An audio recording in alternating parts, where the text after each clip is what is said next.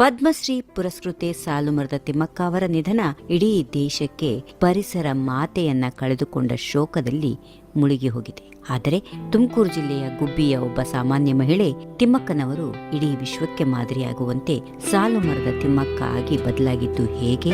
ಮಕ್ಕಳಿಲ್ಲದ ಆ ನೋವು, ಆ ಬಡತನದ ಸಂಕಷ್ಟ, ಈ ಎಲ್ಲಾ ಸವಾಲುಗಳ ನಡುವೆ ಅವರು 385ಕ್ಕೂ ಹೆಚ್ಚು ಮರಗಳನ್ನೇ ತಮ್ಮ ಮಕ್ಕಳಂತೆ ಪೋಷಿಸಿ, ಬೆಳೆಸಿ, ಹೆಮ್ಮರವಾಗಿಸಿ ಇಡೀ ಜಗತ್ತಿನ ಕಣ್ಣು ಸೆಳೆದ ಆ ಮಹಾನ್ ಚೇತನದ ಪರಿಸರ ಕ್ರಾಂತಿಯ ಕಥೆ ನಿಮ್ಮ ಮುಂದೆ. ಸಾಲು ಮರದ ತಿಮ್ಮಕ್ಕನವರು ಮರಗಿಡಗಳ ಮಕ್ಕಳಂತೆ ಬೆಳೆಸಿದರು. ಅವನೇ ದತ್ತು ಪಡೆದು ಸಾಕಿದರು. ಇಡೀ ಪರಿಸರವನ್ನೇ ಅರಣ್ಯವಾಗಿ ಮಾಡಿದವರು.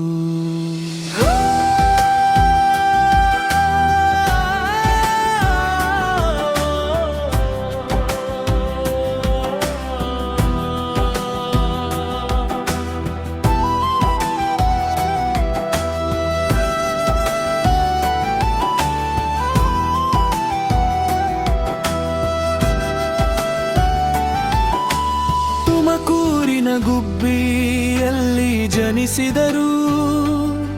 ತಂದೆ ಚಿಕ್ಕರಂಗಯ್ಯ, ತಾಯಿ ವಿಜಯಮ್ಮರವರು. ಚಿಕ್ಕಯ್ಯನನ್ನುವರನ್ನು ಮದುವೆಯಾದರು. ಮಕ್ಕಳಿಲ್ಲದ ದುಃಖ ಮರೆಯಲು ಗಿಡ ಬೆಳೆಸಿದರು.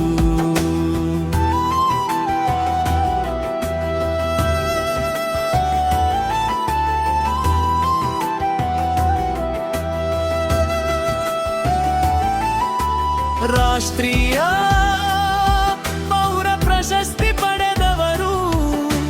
ಪಂಪಾವತಿ ಪರಿಸರವನ್ನು ಪಡೆದರು. ಶ್ರೀಮಾತಾ ಮಹಿಳಾ ರತ್ನ ಪ್ರಶಸ್ತಿ ಕೊಟ್ಟರು. ಪದ್ಮಶ್ರೀ ಗೌರವ